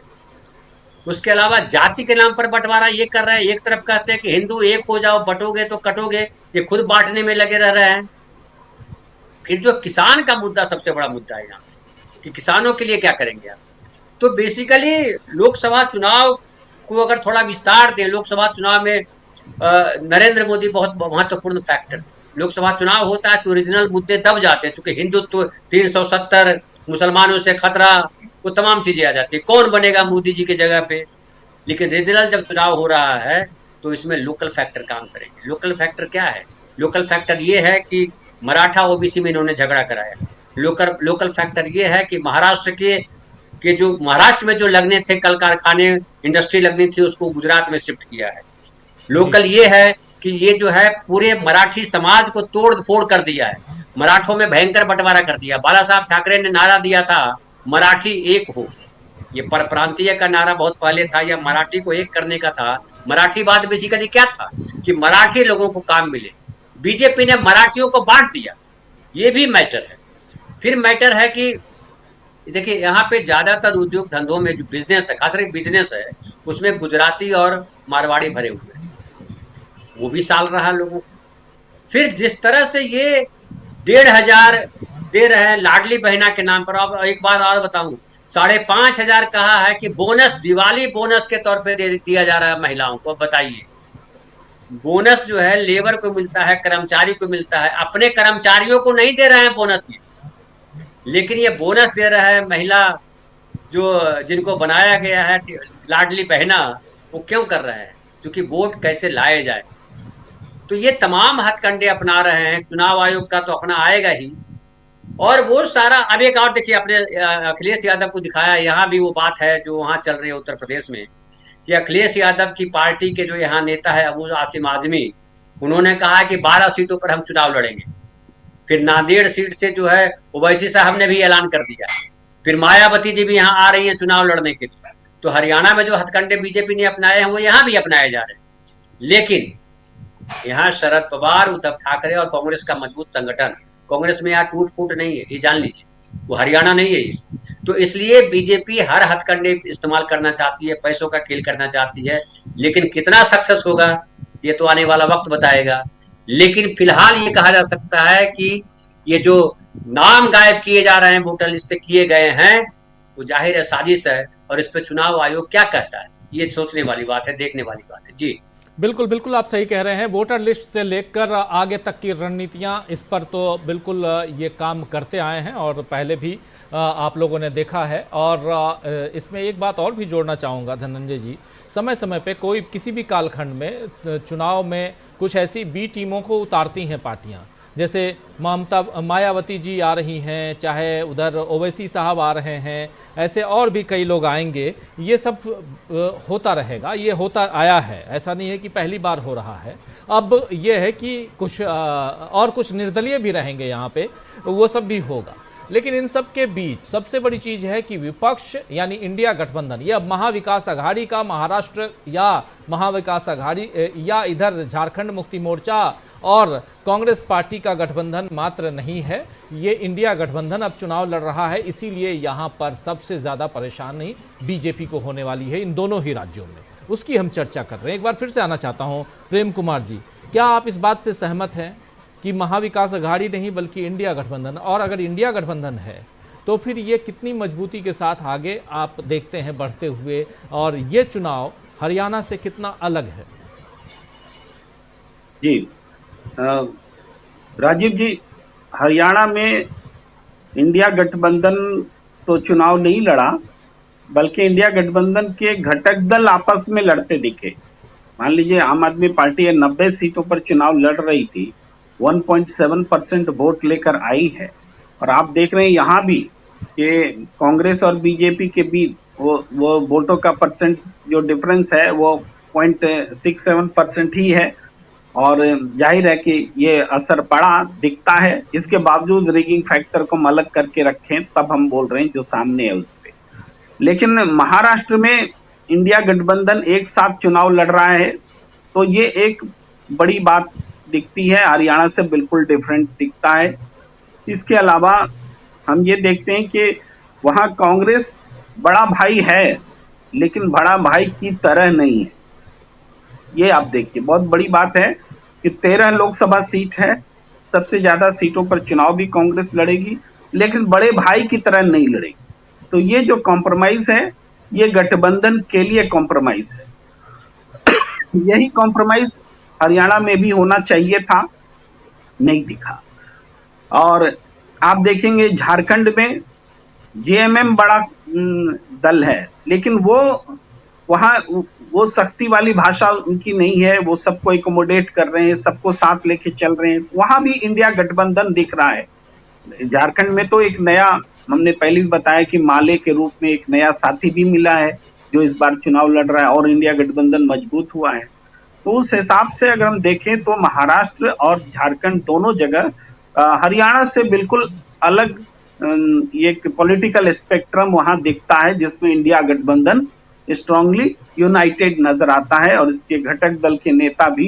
ये लगभग हम कंपेयर कर सकते हैं राजीव जी, जब 2024 से पहले 5 राज्यों के चुनाव हुए थे और मध्य प्रदेश छत्तीसगढ़ में हार मिली थी, राजस्थान में हार मिली थी, तब भी उसके बाद क्या हुआ कि इंडिया गठबंधन जो शिथिल हो गया था, उसके बाद अचानक सीरियस हुआ, गंभीरता आई, साझा नारे बने, सब तरीके से चीजें हुई और इंडिया गठबंधन स्ट्रांगली परफॉर्म करता दिखा।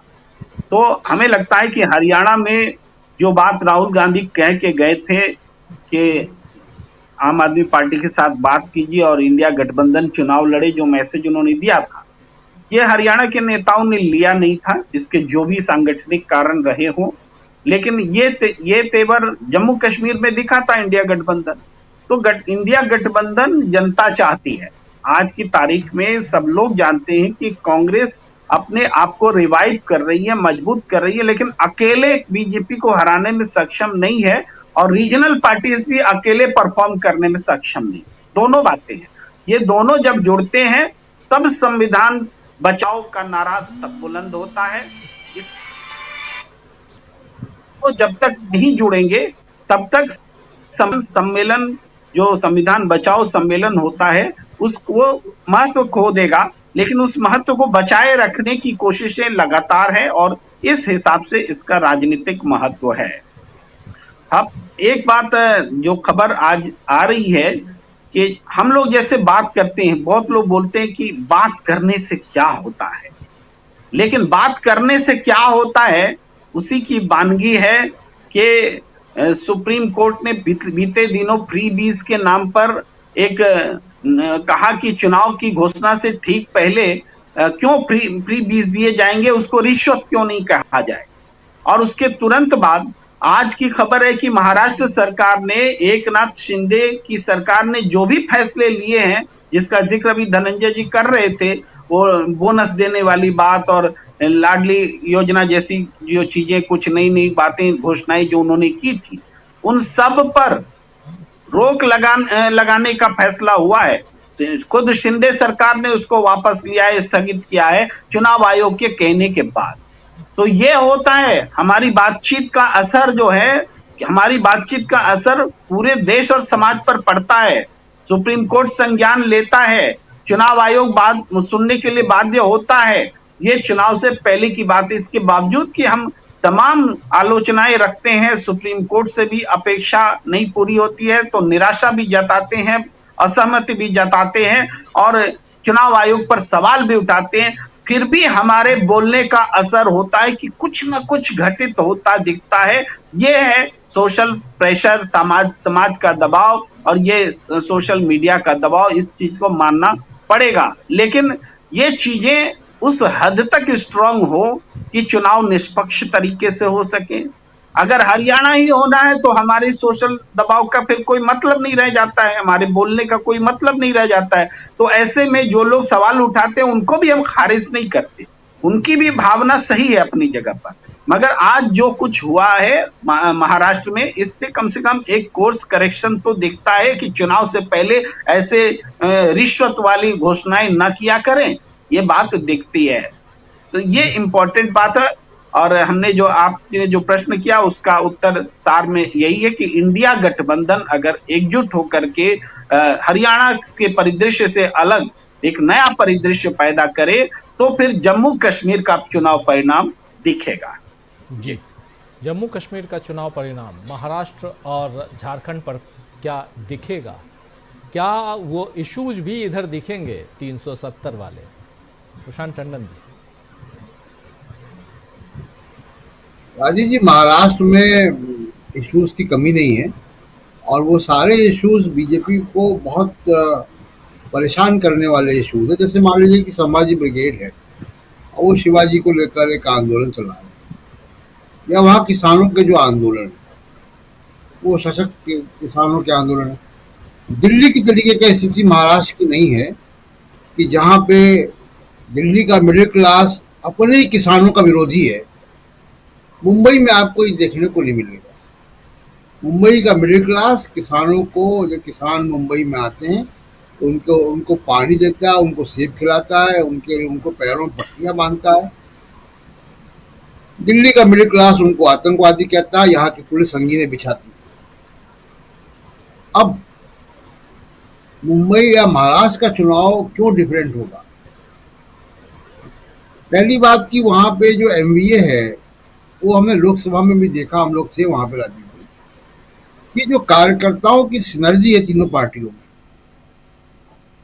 यानी शिवसेना, कांग्रेस और शरद पवार की पार्टी एनसीपी,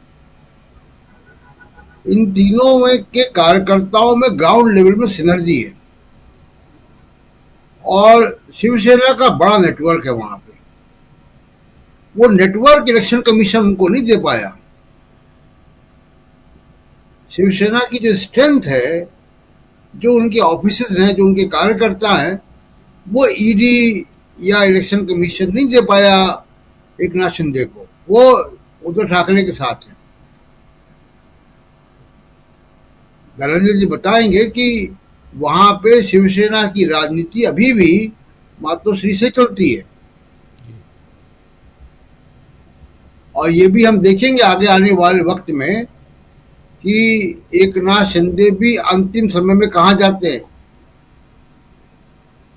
इस पे भी अभी मैं कुछ नहीं कहना चाहता इस पे, लेकिन इस पे भी देखिएगा अगले 1-2 साल के अंदर एकनाथ शिंदे अंत में कहां जाते हैं।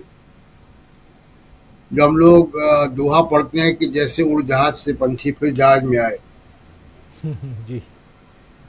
तो महाराष्ट्र की स्थिति बहुत फर्क है और यही झारखंड में भी है। एक जो इम्पोर्टेंट इशू है जो धनंजय जी उठा रहे थे कि इलेक्शन कमीशन का पक्षपातपूर्ण रवैया, ये चुनावी मुद्दा बनना चाहिए। आप जब भी जाएं, सड़कों में बात करें, महाराष्ट्र में बात करें, झारखंड में बात करें, बिहार में बात करें, उत्तर प्रदेश में बात करें, हम लोग चुनाव में सब जगह घूमते हैं राजीव जी, और अभी भी महाराष्ट्र और झारखंड जाएंगे। सड़कों पर लोग ईवीएम के बारे में बात करते हैं। लोकसभा के चुनाव के पहले एक सर्वे आया जिसमें कि बड़ी संख्या इलेक्शन कमीशन पे अविश्वास जताती है। चुनाव आयुक्त जो है वो पॉलिटिकल पार्टी की तरह चिट्ठियां लिखता है कांग्रेस पार्टी को, या मैं पक्षी लेता हूं। चुनाव आयोग, क्योंकि मैं इसलिए कह रहा हूं कि केवल ईवीएम तक ही मामला नहीं है, जो धनंजय जी उठा रहे मामला वो हमने देखा है और यही सब्यसाची दास की रिसर्च भी थी कि किस तरीके से वोटर लिस्ट में फेरबदल या मैनिपुलेशन या फ्रॉड करके एक माहौल बनाया जाता है। तो बीजेपी और इलेक्शन कमीशन अपना काम कर रहे हैं। विपक्ष को अब ये देखना होगा कि विपक्ष को इन सब के अलावा, मतलब विपक्ष कांग्रेस के या एमवीए के सामने कौन है? महायुति की पार्टियां हैं। उन महायुति की पार्टियों के साथ एक और है पार्टी वहां पे, इलेक्शन कमीशन। इनको भी इंक्लूड करना पड़ेगा, तब जाके जो है आप इलेक्शन में जो हरियाणा से आपको फर्क नजर आता है या हरियाणा से फर्क करना है, तो ये फर्क ये भी होना चाहिए कि और हरियाणा पे इलेक्शन कमीशन बुरी तरीके से एक्सपोज हो गया और ये लगातार दूसरी बार हुआ है। 2019 के पहले वोटर टर्नआउट के आंकड़े इतनी बड़ी संख्या में नहीं बढ़ते थे। अब तो बेहतर टेक्नोलॉजी है, ऐप बेस्ड सब कुछ, फिर क्यों बढ़ते हैं? इस पे बहुत गंभीर सवाल तमाम लोग रिसर्च करके लेकर आए हैं कि अगर इलेक्शन कमीशन पक्षपातपूर्ण नहीं होता तो हरियाणा का रिजल्ट कुछ और होता। इसकी लर्निंग के साथ महाराष्ट्र में जाना चाहिए, क्योंकि महाराष्ट्र में 3 पार्टियों का एक ग्राउंड पे वर्कर्स का बेस है, बहुत स्ट्रांग है। शिवसेना का भी स्ट्रांग है, कांग्रेस का भी है, और मराठवाड़ा में शरद पवार की पार्टी का है। इलेक्शन कमीशन की कारगुजारियां भी इलेक्शन का मुद्दा बननी चाहिए, ताकि जो लोग हैं, देखिए लोकसभा के इलेक्शन का एक आपको मैं एक एग्जाम्पल देता हूँ। लोकसभा के इलेक्शन में जब काउंटिंग हो रही थी, पॉलिटिकल पार्टीज के लोग अपने वर्कर्स को लेकर काउंटिंग सेंटर्स के सामने 500,000 की तादाद में खड़े हुए थे। रिटर्निंग ऑफिसर के सर पर तलवार लटकी हुई थी कि जनता बाहर खड़ी है, वरना कांग्रेस की 99 भी नहीं आने देते ये। तो ये आपको लोकसभा के इलेक्शन में जो एक्सरसाइज की थी वो आपको महाराष्ट्र में रिपीट करनी पड़ेगी। बाकी सब चीजें अनुकूल है वहां पे। अभी लोकसभा का इलेक्शन हुआ है, अच्छी परफॉर्मेंस हुई है वहां पे, आपको सीटें भी अच्छी आई हैं, सिनर्जी दिखाई दी नीचे के लेवल पे। अब आप उसको रिपीट तभी कर सकते हैं क्योंकि इलेक्शन कमीशन भी अब एक पॉलिटिकल पार्टी की तरह चुनाव मैदान में है और वो ऑलरेडी अपना काम कर चुका है। उसको कैसे आप उसको बेअसर करें? बेअसर कब करेंगे? जब वोटिंग टर्नआउट बढ़ेगा। तो इस देश की जनता जो है वो इलेक्शन कमीशन को हरा सकती है कि वो 5% से ज्यादा की बेईमानी वो नहीं कर सकते। आप 10% से ऊपर का मार्जिन रखिए जिस पार्टी को भी आप जिताना चाहते हैं। मैं ए बी की बात नहीं कर रहा हूँ, लेकिन देश की जनता ये मान के चले कि इलेक्शन कमीशन भी अब एक पॉलिटिकल पार्टी है जिसके खिलाफ वोट, जिसको हराने के लिए आपको टर्नआउट बढ़ाना पड़ेगा। जिस कंस्टिट्यूंसी में 60% वोट पड़े वहां 70% वोट पड़े, तब इलेक्शन कमीशन हारेगा और तब ये जो चुनाव परिणाम आएंगे वो निष्पक्ष होगा। जी, लेकिन धनंजय जी क्या कहते हैं महाराष्ट्र के लोग, क्या कहते हैं? क्या पिछले चुनावों को लेकर भी कोई चर्चा होती है? खासकर हरियाणा चुनाव का कोई असर दिखाई देता है क्या अभी महाराष्ट्र में? देखिए, हरियाणा चुनाव का असर कैसे नहीं दिखाई देगा। हरियाणा में जो हुआ चुनाव और आज तक जो आ रहा है मैसेज, अभी देखिए सोशल मीडिया पे आप जब भी रहिएगा, मैं ट्विटर पे बहुत ज़्यादा समय रहता हूँ और बाकी दूसरी जगहों पे, मैं देखता हूँ ज़्यादातर लोग जो है ईवीएम को लेकर के सशंकित है। और जो हरियाणा में चुनाव परिणाम आने से ठीक पहले जो बयान दिया था नायब सिंह सैनी जी ने कि हमने सारे इंतजाम कर लिए हैं, और जो इंतजाम दिखाई पड़ा, अभी कल ही मैं एक देख रहा था एक वीडियो जिसमें था कि बता रहे थे एक सज्जन की 4 ही सीट है जहां पे सही वोटों की गणना हुई है, बाकी 86 सीटें हैं जहां पे 500 से 1000 वोटों में हेर फेर किया गया, मतलब नहीं गिना गया या कुछ किया गया, ऐसा आरोप लगाया उन्होंने जी। उसके अलावा कई जगह आ रहा है कि ईवीएम में समस्या है, और ईवीएम में समस्या है ये इतना बड़ा सवाल हो गया है, जैसे एक है ना कैंसर के लिए कहा जाता है कैंसर हैज नो आंसर, वैसे ही हो गया है कि EVM has no answer. EVM है तो काहे को बहस कर रहे हैं, अब तो ये लोग बोलने लगे ईवीएम है तो फिर बीजेपी को कैसे हराएगी कांग्रेस? ईवीएम है तो कैसे हारेंगे ये लोग? ये तो अपनी मर्जी से हारेंगे, अपनी मर्जी से जीतेंगे। जब इस तरह के सवाल उठ जाते हैं तो प्रशांत भाई जो कह रहे हैं बार बार चुनाव आयोग की तरफ उंगली उठा रहे हैं, चुनाव आयोग की तरफ केवल उंगली नहीं है, चुनाव आयोग की तरफ पूरा देश देख रहा है। संविधान की इस तरह से धज्जी उड़ाओगे आप खाली शायरी सुनाओगे, ये जांच भी करोगे? जब एलन मस्क जैसा आदमी कह रहा है, जब यहाँ के सारे लोग कह रहे हैं, सारे बुद्धिजीवी कह रहे हैं, सारे पॉलिटिकल पार्टी के लोग कह रहे हैं, ऐसी घटनाएं देखने में आ रही है, फिर चुनाव आयोग किस आधार पे सफाई देता है कि हैक नहीं हो सकती मशीन में गड़बड़ी नहीं हो सकती? एक और मैं देखा कि ऑब्जर्वर जब बदल देते हैं रातों रात, आप वो क्यों बदल दिया गया? 99% बैटरी क्यों चार्ज थी? ये सारे जो सवाल हैं, इन सवालों के जवाब क्यों नहीं दे रहा चुनाव आयोग? चुनाव आयोग किसी की पॉकेट संस्था नहीं है। चुनाव आयोग जो है संविधान की संस्था है, संविधान इस देश का है और इस देश का अधिकार है चुनाव आयोग पर। चुनाव आयोग को सरकार को जवाब नहीं देना है, चुनाव आयोग को देश को जवाब देना है। ये ईडी सीबीआई नहीं है कि वो किसी मंत्रालय के अंदर आता है। अभी सत्येंद्र जैन को दे दी ना जमानत, तो ईडी ने जितने केस किए सबको एक एक करके जमानत मिल गई और इतने दिन रखा रहा। अभी तक ट्रायल ही चल रहा है, बताइए कैसी जांच करते हैं, कितनी महान एजेंसी। तो वैसे ही चुनाव आयोग हमारे यहाँ एक बिहार के आप जानते होंगे एक थुथुरा सांप होता है जिसको लंढा सांप भी कहते हैं, तो थुथुर सांप होता है, वो दिखता नहीं है हलचल करता हुआ, लेकिन अचानक पक्षी आता है तो झपट्टा मार लेता है उसको। तो ये थुथुरा सांप जैसा जो बिहेव कर रहा है चुनाव आयोग, तो इसको तो जागना पड़ेगा। आप जो है चुनाव आयोग का मतलब क्या होता है कि आप जो है सारे सवाल जो उठ रहे हैं उन सवालों के जवाब दे चुकी। संविधान में ये बड़ा इंपॉर्टेंट पहलू है कि जो नागरिक वोट दे रहे हैं वो वोट सही जगह जा रहा है या नहीं जा रहा है, या नागरिकों के विश्वास में कहीं संकट आ रहा है, तो चुनाव आयोग को सतर्क होना पड़ेगा। लेकिन जो प्रेम भाई बता रहे थे, हालांकि प्रेम भाई शायद पढ़े होंगे, हालांकि मैंने 2 दिन पहले देखा था कि 2 दिन पहले ही आया था, एक याचिका दायर हुई थी जिस याचिका में कहा, कर्नाटक के साथ किसी सज्जन ने याचिका दायर की थी जिसमें कहा था कि चुनाव से पहले ये जो घोषणाएं करते हैं रेवड़ी बांटने वाला, ये तो रिश्वतखोरी है, रिश्वत दे रहे हैं। और उस पर सुप्रीम कोर्ट ने जो है चुनाव आयोग को नोटिस भेजा है कि इस पर आप क्या कार्रवाई कर रहे हैं।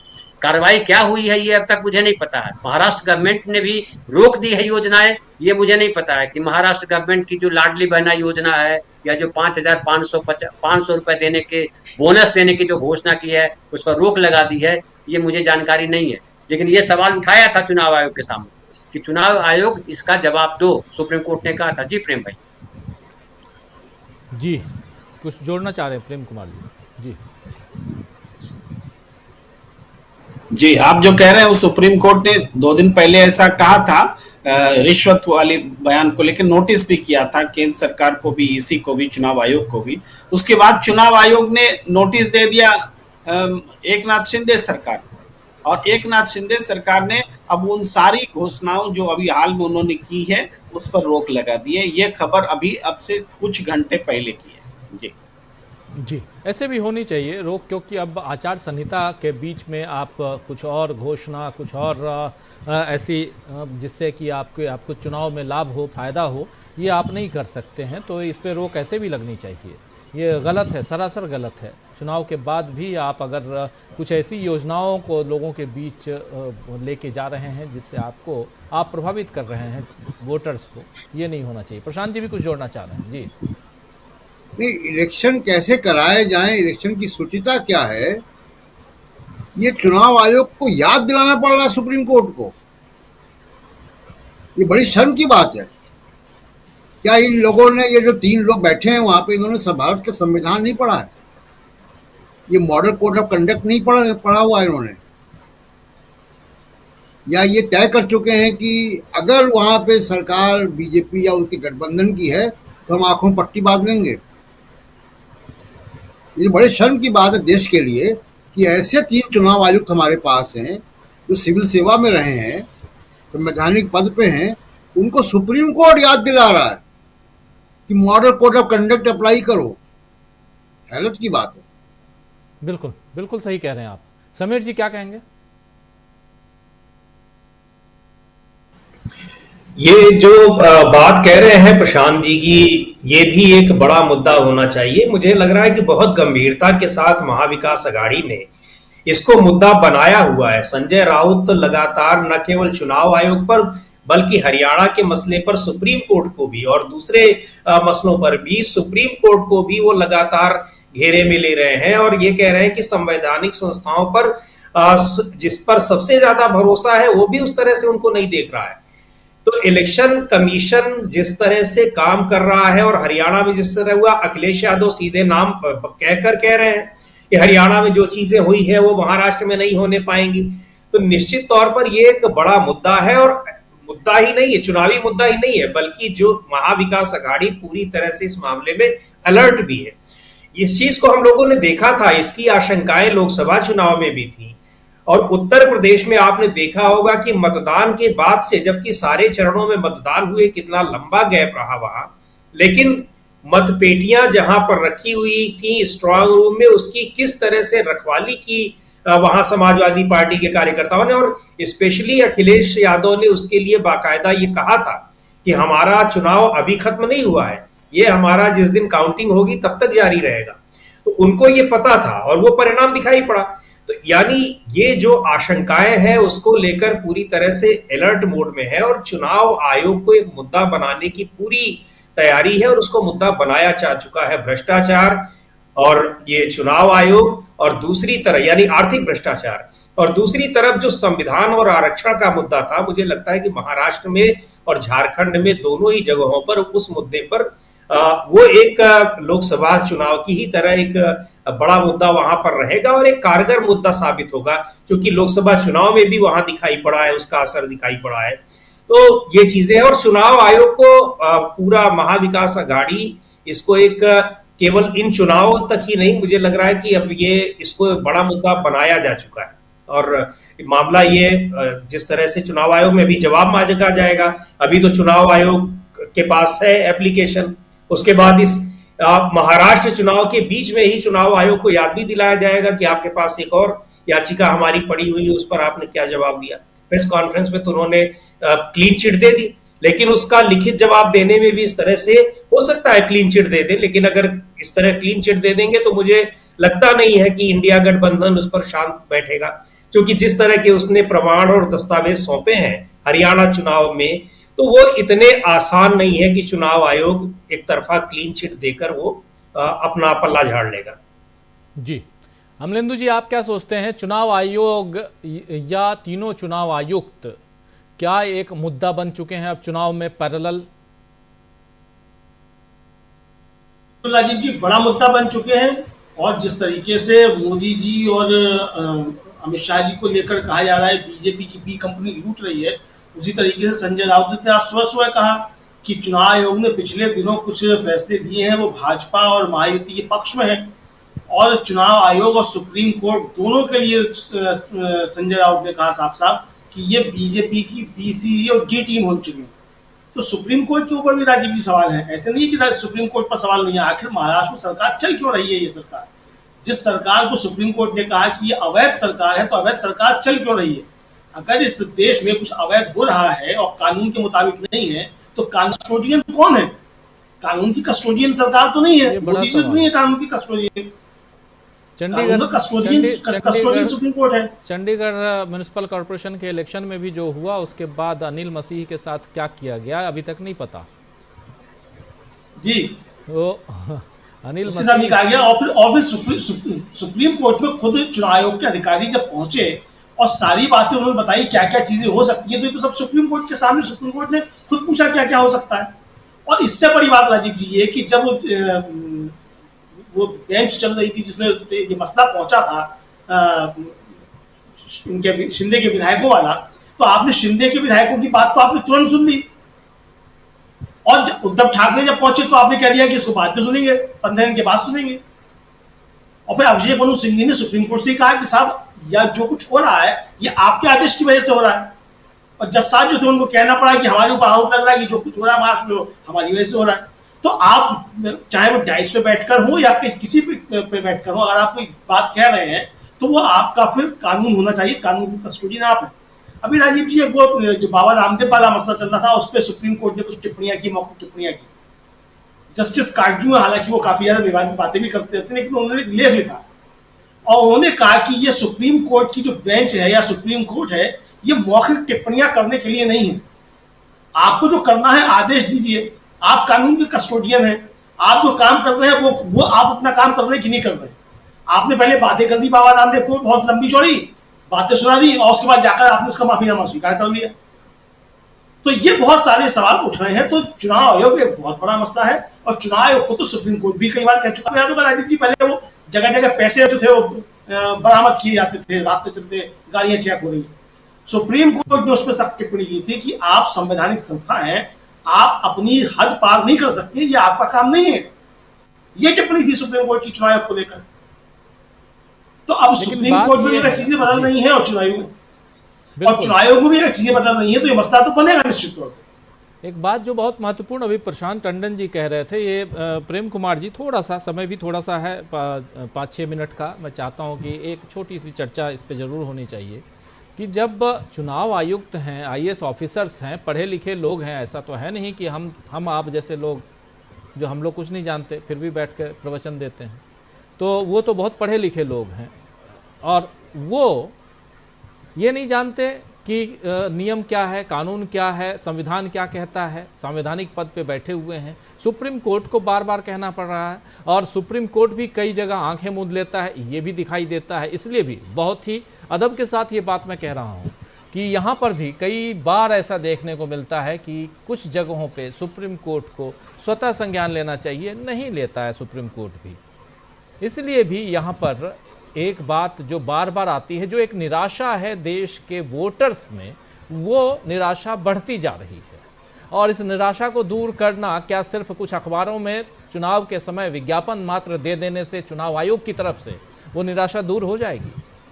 एक सवाल तो उठता है, पैदा होता है। प्रेम कुमार जी, हम बात को वहां से शुरू करते हैं, जहां से अपने पद को छोड़ने जा रहे चीफ जस्टिस ऑफ इंडिया ने एक नई न्याय की मूर्ति को लाया है। ये न्याय की मूर्ति पहले भी बनाई गई थी।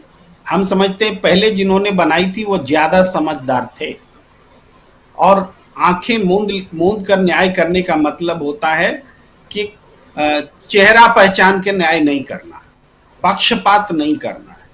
आज अब चेहरा पहचान करके न्याय करने का समय है, इसीलिए ये नई मूर्ति आई है।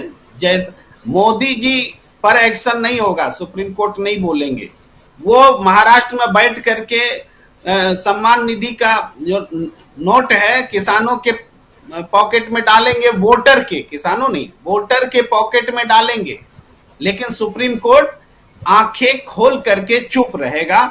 ये न्याय है, क्योंकि चेहरा देख के न्याय करना है। और इसी तरीके से आज जो सुप्रीम कोर्ट ने संज्ञान लिया है जिन बातों का, तो जहां पर नरेंद्र मोदी नहीं है, जिनसे उनको डर नहीं लगता है, वहां पर वो थोड़ा सा अपना दिखला रहे कि न्याय होना चाहिए। तो उन्होंने चुनाव आयोग को एक नोटिस थमा दिया। अब जो बात चुनाव आयोग के बरक से पूछ रहे हैं प्रशांत टंडन जी कि चुनाव आयोग को क्या अपने संवैधानिक दायित्वों का पता नहीं है कि सुप्रीम कोर्ट बताएगा तो उसको पता चलेगा? उसकी आंखें क्या मोतियाबिंद का शिकार हो गई जब नरेंद्र मोदी जी वहां पर बटन दबा रहे थे और वोटर के वोट पॉकेट में पैसा जा रहा था? चुनाव आचार संहिता का उल्लंघन नहीं था, लेकिन इस बार उनको याद दिलाया गया तो इन्होंने भाई एकनाथ शिंदे को फटकारने में क्या जाता है? एकनाथ शिंदे तो ऐसे ही उधार का सिंदूर लगाए हुए हैं, तो उनको फटकारने में चुनाव आयोग को कुछ जाता नहीं है, तो उन्होंने उनको फटकार दिया। और उसके बाद जो फैसले लिए, अभी मैं देख रहा था धनंजय जी बोल रहे थे तो मैंने इस बीच खबर भी निकाल ली। खबर जो है उसके मुताबिक 103 फैसले और 8 टेंडर रद्द करने पड़े हैं। ये ताजा खबर है, 103 फैसले और 8 टेंडर रद्द करने पड़े हैं, जो चुनाव आचार संहिता लागू होने के बाद अनाउंस किए गए थे। तो ये चुनाव आयोग ने रद्द किए हैं।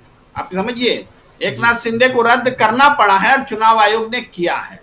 ये काम मोदी जी के साथ में क्यों नहीं हुआ? भाई चुनाव सुप्रीम कोर्ट ने क्यों नहीं संज्ञान लिया? चुनाव आयोग ने नहीं लिया तो आज सुप्रीम कोर्ट याद दिला रहा, नोटिस दे रहा है सुप्रीम कोर्ट ने क्यों नहीं संज्ञान लिया? क्यों इस देश से बाहर का है सुप्रीम कोर्ट? इस देश में ही तो सुप्रीम कोर्ट है। चुनाव हो रहा है, मजाक थोड़ा हो रहा है।